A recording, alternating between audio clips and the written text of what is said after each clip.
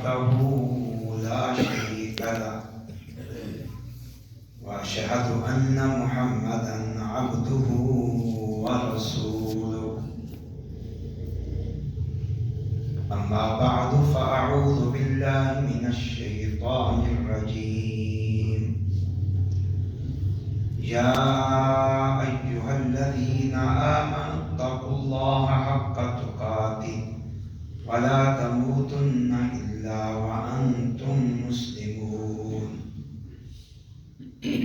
يا أيها الناس اتقوا ربكم الذي خلقكم من نفس واحدة وخلق منها زوجها وبث منهما رجالا كثيرا ونساء واتقوا الله الذي تساءلون به والأرحام إن الله كان عليكم رقيبا يا أيها الذين آمنوا اتقوا الله وقولوا قولا سديدا يصلح لكم أعمالكم ويغفر لكم ذنوبكم ومن يطع الله ورسوله فقد فاز فوزا عظيما.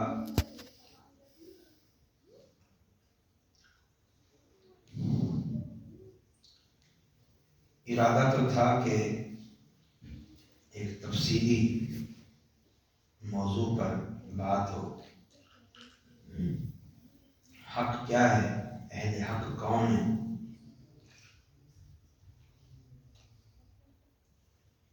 اہل الحدیث کی دعوت کیا ہے؟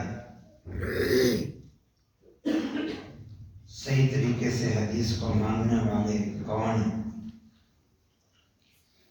صحیح اور سچا اور کھرا اسلام کیا ہے؟ یہ ساری باتیں اس موضوع کے تحت بیان کرنا چاہ رہا تھا، لیکن کیونکہ بارش کا موسم ہے اور پھر بچوں کی تلاوتیں ہیں اور ان کو شاید انعامات بھی ملنے ہیں، ان ساری باتوں کو دیکھتے ہوئے ہم اس موضوع کو فی الوقت موقوف کرتے ہیں. آئندہ جب کبھی موقع ملے گا تو ہم اس موضوع کو تفصیلاً بیان کریں گے. آج دو باتوں پر مختصراً بات کر لیتے ہیں. ایک یہ جو بچوں نے تلاوتیں کی ہیں اور بچوں کی تعلیم اور تعلم کا سلسلہ یہاں قائم ہے، اور دوسرا یہ جو بارش کا موسم ہے، بارش کے حوالے سے کچھ شرعی تعلیمات اور کچھ اسباق اور دروس. جہاں تک بچوں کی تعلیم اور تعلم کا معاملہ ہے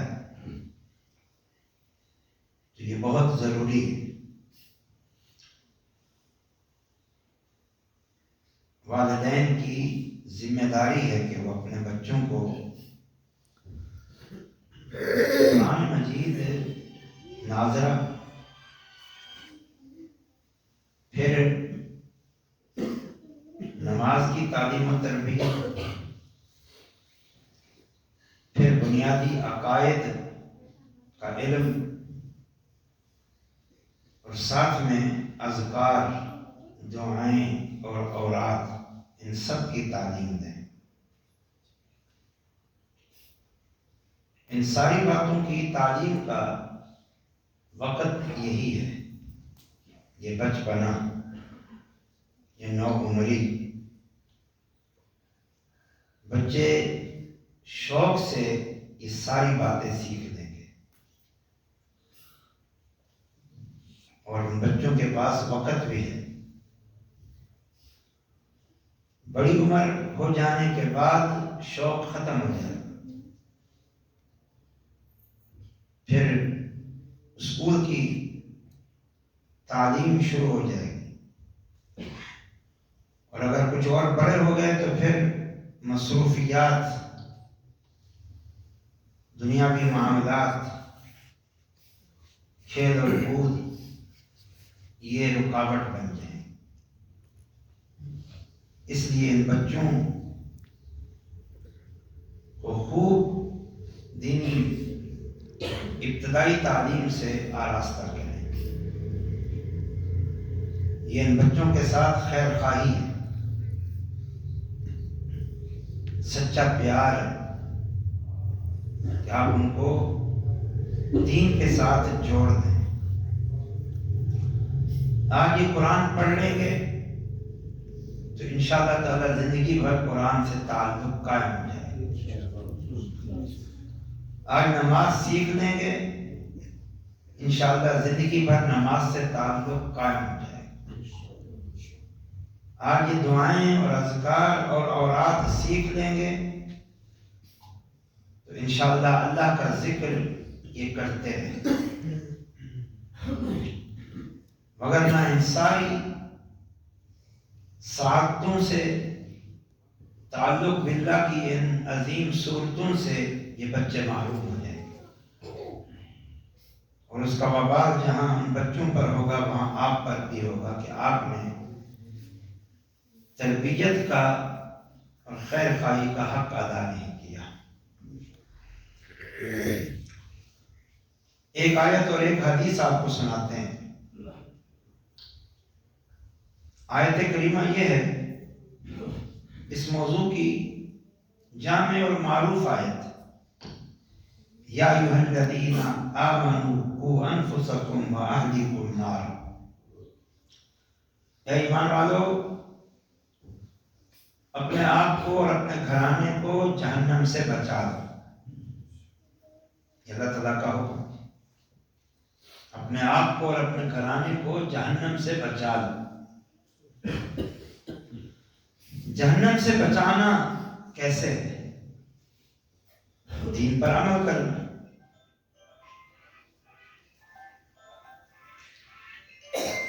گناہوں سے بچنا، فرائض کو ادا کرنا، دین سے تعلق قائم کرنا۔ اس کے لیے پہلے علم کی ضرورت، شوق اور رغبت کی ضرورت۔ فرمائے اکیلے اپنے آپ کو ہی نہیں، اپنے اہل و عیال کو بھی بچاؤ۔ جو بھی یہاں بڑے بیٹھے ہیں، کوئی باپ بیٹھا ہوا ہے، وہ نوجوان جو بھی صاحب اولاد نہیں ہے، مستقبل میں انشاءاللہ اس نے صاحب اولاد ہونا ہے، تو یہ ذمہ داری جو اللہ نے عائد کی ہے اچھی طرح سے سمجھ۔ یقیناً دنیاوی تعلیم کی ضرورت ہے، اس سے زیادہ اخروی نجات کی ہمیں ضرورت ہے۔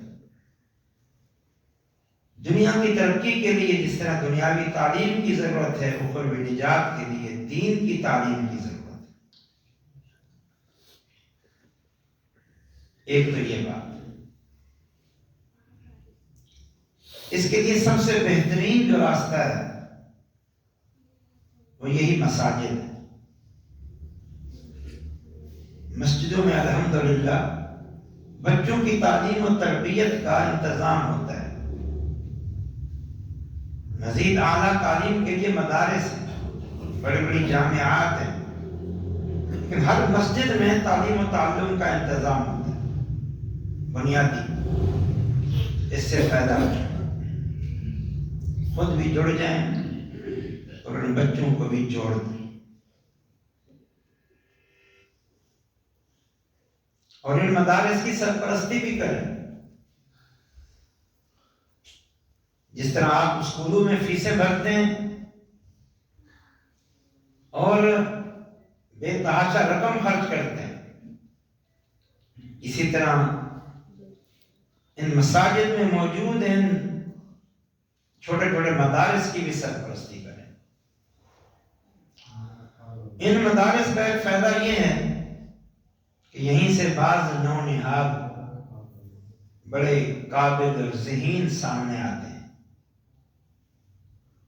اور پھر وہ مزید آگے بڑھتے ہیں، حفظ کرتے ہیں، پھر مدرسے میں داخلہ لیتے ہیں، اور مزید دینی علوم پڑھ کے دینی علوم میں مہارت اور رسوخ حاصل کرتے ہیں۔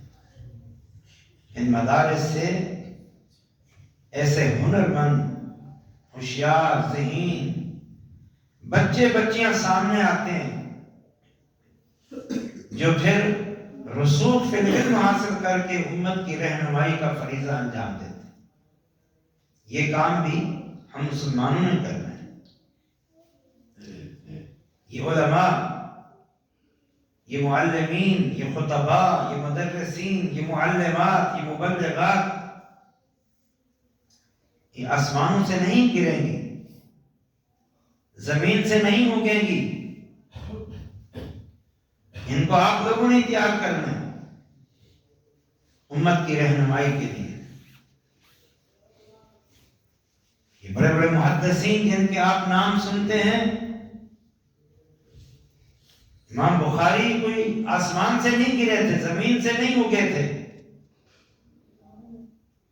حالانکہ یتیم تھے، ان کے والد نے رزق حلال چھوڑا تھا، ان کی والدہ نے ان کی تربیت کی اور ان کو علم کے لیے وقف کیا۔ کتنا بڑا کام ہو کر گئے۔ اس لیے یہ بھی آپ سب کی ذمہ داری ہے۔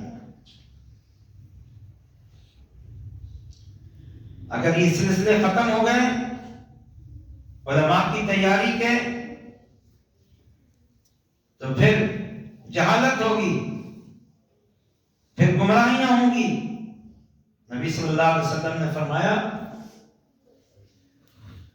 ان اللہ لا يقبض العلم انتزاعا ينتزعه من صدور الناس ولكن يقبض العلم بقبض العلماء حتى اذا لم يبق عالما اتخذ الناس جهالا رؤوسا فسئلوا فافتوا بغير علم فضلوا وعزلوا۔ فرمایا اللہ تعالیٰ علم کو اس طرح نہیں اٹھائے گا کہ لوگوں کے سینوں سے اللہ علم اٹھا دے، ایسے نہیں اٹھے گا۔ ایک عالم صبح اٹھے تو اس کا سینہ علم سے خالی، ایسا نہیں ہو۔ تو علم کیسے اٹھے گا؟ فرمایا علماء کو قبض کر کے، آہستہ آہستہ جو راسخین فی العلم علماء ہیں وہ آہستہ آہستہ آہستہ دنیا سے چلے جاتے رہیں گے، جیسے ہم دیکھ رہے ہیں۔ ابھی تھوڑی دیر پہلے محترم ڈاکٹر صاحب ذکر کر رہے تھے کہ اس کورونا کے 2 سالہ دور میں بہت ہماری جماعت کے علماء چلے گئے۔ ابھی کوئی 2 مہینے قبل ہماری جماعت کے سب سے بڑے محدث شیخ الحدیث مولانا محمد رفیق عصری محدث جلال پوری کا انتقال ہوا۔ اس سے پہلے تسیم شیخ الحدیث چلے گئے۔ تو نبی صلی اللہ علیہ وسلم نے فرمایا کہ علم اٹھے گا علماء کے اٹھ جانے سے، اور جب علماء اٹھ جائیں گے پیچھے تیار نہیں ہوں گے مزید ان کی جگہ لینے کے لیے، تو پھر لوگوں نے آخر کسی نہ کسی کو اپنا پیشوا تو بنانا ہے، مسائل تو پوچھنے ہیں نا، تو پھر لوگ جہال کو اپنا پیشوا بنائیں گے۔ جہل سے مراد یہ نہیں کہ اس کو دینی علم سے کوئی تعلق ہی نہیں ہے، یہ جاہل ان راسخین فی العلم کے مقابلے میں کہ ان میں علم کی پختگی نہیں ہوگی، علم کی مضبوطی نہیں ہوگی، سرسری علم ہوگا، سرسری علم۔ لوگ ان سے پوچھیں گے، وہ جواب دیں گے بغیر علم کے، گمراہ ہوں گے اور گمراہ کریں گے۔ یہ بھی آپ لوگوں کی ذمہ داری ہے کہ اپنے بچوں کو علم کے لیے وقف کریں۔ کم سے کم ہر بندہ یہ کوشش کرے کہ اپنی اولاد میں سے ایک بیٹے کو علم پڑھائے گا، یعنی آگے کا بنیادی تو ضروری ہے تاکہ وہ مسلمان تو رہے، بھلے وہ تاجر ہو، بھلے وہ کوئی اور ملازمت کرتا ہو، کاروبار کرتا ہو، دکانداری کرتا ہو، فیکٹری چلاتا ہو، مسلمان ہونا تو ضروری ہے نا۔ اتنی تعلیم ضروری ہو کہ ایک انسان کو اسلام کی بنیادی تعلیمات کا علم ہو، یہ تو ضروری ہے، لیکن کم سے کم اپنے کسی بچے کو آگے تک لے جاؤ تاکہ وہ دنیا سے جانے والے علماء کی جگہ سنبھالے اور یہ امت کی رہنمائی کا فریضہ انجام پاتا رہے۔ آج ضرورت ہے، آج باطل پھیل رہا ہے، کفر شرک پھیل رہا ہے، عالم کفر پھیلا رہا ہے، شرک پھیلا رہا ہے، الحاد پھیلا رہا ہے، بے دینی پھیلا رہا ہے، وسائل ہیں ان کے پاس۔ تو پھر ایسے علماء ربانیین ہونے چاہیے جو اپنے آپ کو خدمت دین کے لیے، حفاظت دین کے لیے، دفاع دین کے لیے وقف کرتے ہیں۔ یہ کام بھی بہرحال مسلمانوں نہیں کرتے، مسلمانوں نے۔ اس لیے اس پہلو سے بھی آپ ان بچوں کو اس طرف لگائیں اور اس طرف سے جو بچہ ذہین فتین ہو اور وہ اس کو رغبت ہو تو اس کو آگے لے آئیں تاکہ وہ عالم بنے، مفتی بنے، شیخ الحدیث بنے، محقق بنے، مناظر بنے۔ آج اگر اس محراب پر میں یہ دین کا کام نئے سرے سے اٹھا ہے تو یہ ہمارے نوجوان علماء کا اس میں بڑا بھرپور کردار ہے۔ بزرگوں کی دعائیں ہیں، محنتیں ہیں، لیکن ساتھ میں کچھ نوجوان ساتھی ملے جو دین پڑھ کے آئے اور پھر اس دین کے کام کو آگے لے کے چل رہے ہیں۔ یہ مسجدوں کی آبادی ان علماء کے ذریعے ہے، دروس ہوں، خطبات جمعہ ہوں، عید کے خطبے ہوں، ہر مسجد کے لیے ایک عالم کی ضرورت ہے، تب یہ دین کا کام ہو۔ یہ اس طرف بھی آپ توجہ دیں کہ آپ کی اولاد آپ پر حق ہے، اولاد کے ساتھ خیر خواہی ہے۔ ایک مومن کی یہ آنکھوں کی ٹھنڈک اس کی وہ اولاد ہے جو نیکی تقوی پر قائم۔ ربنا هب لنا من ازواجنا وذرياتنا قرة اعین واجعلنا للمتقین اماما۔ یہ جو دعا اللہ نے ذکر کی ہے کہ عباد الرحمن اللہ سے یہ دعائیں کرتے ہیں، اللہ ہمیں ہماری بیویوں کو اور ہماری اولاد کو ہماری آنکھوں کی ٹھنڈک بنا دے اور ہمیں دوسروں کے لیے نمونہ بنا دے۔ مفسرین نے لکھا ہے ایک مومن کے لیے اس کی وہ اولاد آنکھوں کی ٹھنڈک ہوتی ہے جو اس مومن کے ساتھ ایمان پر قائم ہو اور ایمان پر روا دوا ہو۔ ایک مومن کے لیے وہ اولاد آنکھوں کی ٹھنڈک ہوتی ہے، ماز اس کی تاجر اولاد نہیں، بزنس مین نہیں، دنیا کی ترقی پر گامزن نہیں، کوئی دنیا کی ضرورت ہے۔ ایک مومن کی آنکھوں کی ٹھنڈک وہ اولاد ہوتی ہے جو نماز پڑھے، روزہ رکھے، مسجد کے ساتھ تعلق ہو، اسلام اور دین کو سمجھے۔ بہرحال ایک تو یہ نصیحت، اللہ کی توفیق سے یہاں ایک مبارک سلسلہ بچوں کی تعلیم اور تعلم کا قائم ہے، باقاعدہ مدرسہ قائم ہے، باقاعدہ تعلیم ہے، اس سے آپ لوگ فائدہ اٹھائیں۔ یہ اللہ تعالیٰ کی طرف سے نعمت ہے، اس کی قدر کرو، قدر کرو اس کی۔ اللہ تعالیٰ استقامت دے، اللہ اس مسجد کو، اس مدرسے کو قائم اور دائم رکھے۔ اللہ تعالیٰ اس مسجد اور مدرسے کو، اس کے بانیوں اور اس کے معاونین کے لیے صدقہ جاریہ بنائے۔ یہ بہت بڑی دین کی خدمت ہے اور بچوں کی تعلیم اور تربیت کا ایک عظیم الشان الحمدللہ انتظام۔ اور بڑی خوشی کی بات ہے کہ محراب پور شہر میں ایک اور مسجد کے لیے پلاٹ کا سودا ہو گیا۔ یہ ایک تحریک ہے الحمدللہ محراب پور میں اٹھی ہے نئے سرے سے۔ آپ بزرگ بھی مبارکباد کے مستحق ہیں، یہاں کے علماء بھی، یہاں کے نوجوان بھی۔ تو یہ پورے جذبے کے ساتھ آپ اس تحریک کو لے کے اٹھیں۔ یہ حق اور سچ کی تحریک ہے۔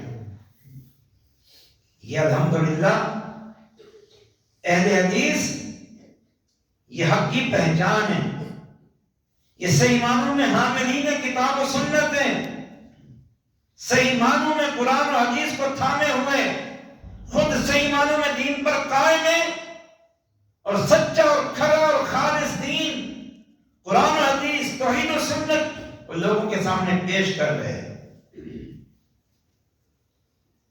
تو کتنا وہ مبارک لمحات اوقات ہیں جو اس عظیم الشان کام میں خرچ ہوتے ہیں، کیسا وہ مبارک مال ہے جو اس عظیم الشان کام میں خرچ ہو۔ تو کام تو چند افراد کرتے ہیں، لیکن میں پوری جماعت سے گزارش کروں گا کہ وہ ان کام کرنے والوں کی پوری سرپرستی کریں، اور جو ایک محبت اور پیار اور اجتماعیت کی فضا ہے اس کو قائم اور دائم رکھیں۔ نوجوان بڑوں کو اپنا سرپرست سمجھیں اور بڑے ان بچوں کے سر پر دست شفقت رکھیں، ان کی حوصلہ افزائی کریں اور ان کے ساتھ معاونت کریں۔ دوسرا جو موضوع ہے وہ بارش کے حوالے سے قرآن پاک سورۃ الروم نکالیں۔ ہم اس وقت بارش کے موسم میں، تو میں چاہ رہا ہوں کہ اس حوالے سے کچھ باتیں آپ کے سامنے عرض کروں۔ یہ جو بارش ہے یہ اللہ تعالیٰ کی رحمت ہے، اس کا آغاز ہوا سے ہوتا ہے، بارش سے پہلے ہوائیں چلتی ہیں۔ ان ہواؤں کا اللہ تعالیٰ نے قرآن مجید میں ذکر فرمایا ہے سورۃ الروم کے اندر خاص طور پر۔ پہلے میں یہ کچھ آیات آپ کے سامنے پڑھتا ہوں۔ اللہ تعالیٰ کا ارشاد ہے، اللہ الذی یرسل الریاح فتصیر سحابا، اللہ وہ ذات ہے جو ہواؤں کو بھیجتا ہے۔ یہ قرآن سورۃ الروم اس کی آیت نمبر غالباً نظر کمزور ہے 48 ہے۔ اللہ تعالیٰ فرماتا ہے، اللہ وہ ذات ہے جو ہواؤں کو بھیجتا ہے، فتصیر سحابا، پھر یہ ہوائیں بادلوں کو اڑاتی پھرتی ہیں۔ جہاں اللہ کی منشا اور مرضی ہوتی ہے یہ ہوائیں بادلوں کو وہاں لے جاتی ہیں۔ فیبسطوا فی السماء، پھر یہ ہوائیں ان بادلوں کو آسمان میں پھیلا دیتی ہیں۔ کیف یشاء، جیسے اللہ چاہتا ہے۔ یہ سب اتفاقات نہیں ہیں، نہیں، یہ آیت پہ غور کریں۔ اللہ ہواؤں کو بھیجتا ہے، ان ہواؤں کے ذریعے اللہ بادلوں کو پھیلاتا ہے جہاں چاہتا ہے۔ ایک علاقے میں بارش ہو رہی ہے، ایک علاقے میں بارش نہیں ہو رہی، اللہ کا امر ہے۔ کبھی بادل ہمارے سر سے گزر کے آگے جا رہے ہوتے ہیں، کہیں اور جا کے برستے ہیں، یہ اللہ کا امر ہے۔ اکثر ہم کراچی والے دیکھتے ہیں سمندروں سے بادل اٹھتے ہیں اور کراچی پر سے گزر کے پتہ نہیں کہاں چلے جاتے ہیں، اور کراچی والے دیکھتے رہ جاتے ہیں، کہیں اور بارشیں برس رہی ہوتی۔ یہ اللہ کی امر سے ہے۔ ہوائیں اللہ بھیجتا ہے، ہواؤں کی ڈیوٹی ہے کہ تم ان بادلوں کو پھیلا دو، اور یہ بادل جہاں اللہ چاہتے ہیں وہاں پہنچتے ہیں۔ سبحان اللہ، ویجعلوا کسفا، اور اللہ ان بادلوں کو پھر ٹکڑے ٹکڑے کر دیتے ہیں۔ بڑا بادل جا رہا ہوتا ہے، پھر وہ بادل کے ٹکڑے ٹکڑے بن جاتے ہیں، کوئی ٹکڑا کدھر، کوئی ٹکڑا کدھر، کوئی ٹکڑا کدھر۔ فترى الودق يخرج من خلاله، پھر اے دیکھنے والوں تم دیکھو کہ یہ منظر کہ ان بادلوں کے اندر سے پھر بارشیں برسنا شروع ہو جاتی ہے۔ فَإِذَا أَصَابَ بِهِ مِن يَشَاءُ مِنْ عِبَادِهِ، جب اللہ تعالیٰ ان بارشوں کو اپنے جن بندوں تک چاہتا ہے پہنچاتا ہے۔ ان الفاظ پہ غور کریں، پہنچاتا ہے اللہ اس بارش کو مَن يَشَاءُ مِنْ عِبَادِهِ، اپنے بندوں میں سے جن تک یہ اللہ پہنچاتا ہے۔ فَإِذَا هُمْ يَسْتَبْشِرُونَ، پھر بارش کے محتاج اور ضرورت مند لوگ جو پہلے مایوس تھے، بارشیں نہیں ہو رہی، اتنا عرصہ ہوگا نہیں ہو رہی، اتنا عرصہ ہوگا نہیں ہو رہی، اللہ فرماتا ہے پھر ان بارشوں کو جب ہم برساتے ہیں، اِذَا هُمْ يَسْتَبْشِرُونَ، سب خوش ہو جاتے ہیں۔ یہ اللہ تعالیٰ کا نظام ہے۔ وَإِنْ كَانُوا مِنْ قَبْلِ أَنْ يُنَزَّلَ عَلَيْهِمْ مِنْ قَبْلِهِ لَمُبْلِسِينَ۔ اللہ تعالیٰ فرماتا ہے کہ بارشوں سے پہلے، بارشوں کے اترنے سے پہلے یہ بیچارے مایوس ہو چکے تھے۔ فصل کو بارش کی ضرورت ہے، بیماریاں ہیں، بارشیں آئیں گی تو بیماریاں ختم ہوں گی، گرمی کی شدت ہے، گرمی کی شدت ہے، بارشیں ہوں گی تو گرمی کی شدت میں کمی ہوگی، بارشیں نہیں ہو رہی تو بڑی مایوسی چاہیے ہوتی ہے، بڑی ایک مایوسی۔ اللہ تعالیٰ فرماتا ہے بارشوں سے پہلے یہ مایوس ہوتے ہیں، پھر ہم بارشیں برساتے ہیں تو یہ خوش ہو جاتے ہیں۔ اور فانظر الى آثار رحمت اللہ کیف یحیی الارض بعد موتها ان ذلک لمحیی الموتى وهو على كل شیء قدیر۔ اللہ تعالیٰ فرماتے ہیں اے لوگو دیکھو اللہ کی رحمت کے آثار کو، یہ بارشیں اللہ کی رحمت کے آثار رحمت ہیں، ان اللہ کی رحمت کے آثار بارشوں کو دیکھو اور ان میں غور کرو۔ اللہ تعالیٰ فرماتے ہیں اور ان میں غور کرو، خالی یہ نہ دیکھو بارشیں آئیں گرمی ختم ہو گئی، بارشوں سے اللہ تعالیٰ نے بیماریاں ختم کی، بارشوں سے اللہ نے اناج اگا دیا اور فصلیں پکی، صرف یہ نہ دیکھو بلکہ فرمایا دیکھو اللہ کی رحمت کی آثار کو، کیف یحیی الارض بعد موتها، زمینیں بنجر ہو چکی تھی، خشک ہو چکی تھی، ویران ہو چکی تھی، جیسے مردہ ہو چکی ہوں، پھر اللہ نے بارشیں برسائیں تو ان زمین میں، اس زمین میں زندگی آ گئی۔ یحیی الارض بعد موتها، اللہ نے زندہ کر دیا اس زمین کو موت کے بعد، جہاں ایک دن کا دیکھنے کو نہیں تھا وہاں سبزہ ہی سبزہ ہے، وہاں کھیت ہی کھیت ہے، وہاں درخت ہی درخت ہیں۔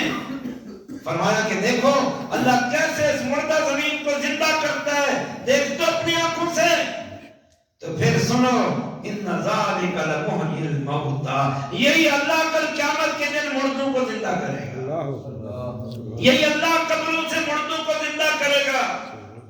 یہ بالخصوص مشرکین مکہ کو کہا جا رہا ہے، جن کا عقیدہ تھا نا کہ مردہ زندہ کیسے ہوں گے، مردے زندہ کیسے ہوں گے، جیسے تم نے زندہ کرنا، زندہ اللہ نے کرنا، اللہ نے کہا ہے ہم زندہ کریں گے، قیامت قائم ہوگی۔ ابھی آپ نے سورۃ البروج کی آخری آیت میں سنا تھا انہ هو یبدئ ویعید، اللہ تعالیٰ ابتداء پیدا بھی کرتا ہے اور وہی دوبارہ بھی ان کو لوٹانے پہ قادر ہے۔ بھلا جس ذات نے پہلی مرتبہ انسان کو پیدا کیا ہے کیا وہ دوبارہ پیدا نہیں کر سکے گا؟ جس اللہ نے آسمان پیدا کیا، زمین پیدا کی، یہ کائنات بنائی، کیا اس کے لیے مشکل ہے کہ جن کو پہلے پیدا کیا موت نہیں دوبارہ زندہ کرنا، کیا اس کے لیے مشکل ہے؟ اللہ تعالیٰ فرماتا ہے ان ذالک لمحیی الموتى، یہ اللہ جو بارشیں برسا کے مردہ زمین کو زندہ کرتا ہے، یہ اللہ مردوں کو بھی زندہ کرے گا قیامت کے دن۔ وَهُوَ عَلَىٰ كُلِّ شَيْءٍ قَدِيرٌ، اور وہ اللہ تعالیٰ ہر چیز پر قادر ہے۔ ایک تو یہ مقام، اس حوالے سے اللہ نے بارش کو رحمت کہا اور ہواؤں کو کہا یہ خوشخبریاں دینے والی ہیں، ہواؤں کو کہا خوشخبریاں دینے والی ہیں۔ بارش کا آغاز کہاں سے ہوتا ہے؟ ہواؤں سے۔ ہواؤں کے بارے میں حدیث سنیں، جب ہوائیں چلتی نا، ہوائیں، حدیث میں آتا ہے اللہ کے رسول دعائیں شروع کرتے، دعائیں، کیا دعا؟ اللہم انی اسألک خیرہ وخیر ما فیہا، اللہم انی اسألک خیرہ وخیر ما فیہا وخیر ما ارسلت بہ واعوذ بک من شرھا وشر ما فیہا وشر ما ارسلت بہ۔ اے اللہ میں اس ہوا کی خیر کا تجھ سے سوال کرتا ہوں، اے اللہ اس ہوا میں جو تو نے خیر رکھی ہے میں اس کا سوال کرتا ہوں، اے اللہ جس خیر کے ساتھ اس ہوا کو بھیجا گیا ہے میں اس کا سوال کرتا ہوں، اے اللہ میں اس ہوا کے شر، ہوا کی برائی سے پناہ چاہتا ہوں، جس شر کے ساتھ اس کو، جو شر اس میں ہے اس سے پناہ چاہتا ہوں، جس شر کے ساتھ اس کو بھیجا گیا ہے اس سے پناہ چاہتا ہوں۔ یہ کبھی یہ ہوائیں یہ خیر کے ساتھ آتی ہے اور کبھی یہ ہوائیں اللہ کا عذاب بن کے آتی ہے۔ ایسے موقع پہ خالی خوشیاں نہ مناؤ، تھوڑا ڈر اور خوف بھی پیدا کرو کہ یہ ہوا کہیں وہ تیز طوفانی آندھیاں تو نہیں ہیں جو عذاب بن کے آ رہی ہیں، بلکہ حدیث میں تو یہاں تک آتا ہے جب تیز ہوائیں چلتی ہیں اللہ کے رسول صلی اللہ علیہ وسلم پریشان تھے۔ سیدہ عائشہ فرماتی ہیں کہ اللہ کے رسول گھر کے اندر داخل ہوتے، پریشانی کے عالم میں گھر سے باہر چلے جاتے، پھر پریشانی کے عالم میں آ کر پھر باہر چلے جاتے۔ آپ کی زبان پہ یہی دعا ہوتی جو کہ میں نے آپ کو بتائی ہے۔ کہتی ہیں میں نے ایک دفعہ پوچھا اللہ کے رسول صلی اللہ علیہ وسلم ساری دنیا خوش ہو رہی ہوتی ہے، ہواؤں کو دیکھ کر کے ابھی بارش آنے والی ہے، آپ پریشان ہو رہے ہوتے ہیں؟ فرمایا عائشہ مجھے ڈر لگتا ہے کہ کہیں اس ہوا میں کوئی اللہ کا عذاب پوشیدہ نہ ہو، جیسے ایک پیغمبر پر اللہ کا عذاب آیا تھا اور اللہ کا عذاب اس طرح آیا کہ ہواؤں میں چھپا ہوا آیا۔ اس نے سمجھا اس قوم نے کہ بارش نہیں ہوئی، پاک سالی کا شکار ہے، یہ شاید یہ ہوائیں بارش کا پیغام لے کے آ رہی ہیں۔ وہ ساری قوم باہر نکل آئی کیونکہ بارش کی منتظر تھی۔ اب وہ باہر نکل آئی کہ یہ ہوائیں آ رہی ہیں، ان میں بارش ہوگی، اس کے پیچھے بادل ہوں گے، اس کے پیچھے بارش ہوگی، سب باہر نکل آئے۔ لیکن ان ہواؤں کے پیچھے جو بادل آئے ان بادلوں میں پانی نہیں تھا، ان بادلوں میں پتھر تھے۔ قرآن میں یہ واقعہ مذکور ہے، اللہ کے رسول نے فرمایا، اس لیے مجھے ڈر لگتا رہتا ہے۔ سیدہ عائشہ فرماتی ہیں جب بارش برستی تو تب اللہ کے رسول کی پریشانی دور ہوتی ہے۔ اس طرف کوئی نہیں سوچتا ہم میں سے الا ماشاءاللہ۔ فکر مند ہونا چاہیے، پریشان ہونا چاہیے، ڈرنا چاہیے، پتہ نہیں کیا ہونے والا ہے، دعائیں اور استغفار بھی کرنا چاہیے۔ چاند کے رنگ کے بارے میں تو نص موجود ہے، فرمایا ان الشمس والقمر لا ينخسفان لموت احد ولا لحیاتہ۔ یہ سورج اور چاند اللہ کی نشانیوں میں سے دو نشانیاں ہیں، کسی کی زندگی اور موت پر ان کو گرہن نہیں لگتا۔ سورج چاند کا گرہن کسی کے موت پر یا زندگی پر نہیں لگتا۔ آپ نے پڑھا فَإِذَا رَأَيْتُمُوهُ فَافْزَعُوا إِلَى الصَّلَاةِ وَإِلَى ذِكْرِ اللَّهِ۔ جب چاند گرہن یا سورج گرہن کو دیکھو تو فوراً نماز کی طرف دوڑو، اللہ کا ذکر کرو، صدقہ کرو۔ ہمارے یہاں کیا ہوتا ہے؟ ہمارے یہاں تو تیاریاں ہوتی ہیں گھومنے پھرنے کی، دیکھنے کی، جائزہ لینے کی، پارٹیاں، کسی کو کوئی پرواہ نہیں ہوتی، اسلامی تعلیم ہی نہیں ہے۔ تو یہ بارش کے حوالے سے ان باتوں کی روشنی میں اسلامی تعلیمات بھی جانیں اور سنیں کہ تھوڑا سا ڈر اور خوف اور پتہ نہیں کیا ہونے والا ہے۔ سورج اور چاند کے گرہن سے اللہ تعالیٰ کی گرفت، پکڑ، مضبوط قوت، طاقت اور اللہ تعالیٰ کا استغنا، بے پرواہی، حاکمیت کو دیکھو، جس نے سورج جیسی مخلوق کو بے نور کر دیا، چاند کو بے نور کر دیا اور روشنی چھین دی، اس کا کوئی قصور نہیں۔ چاند سے بڑھ کر کتاب فرمان ہے اللہ کی، سورج سے بڑھ کر کتاب فرمان ہے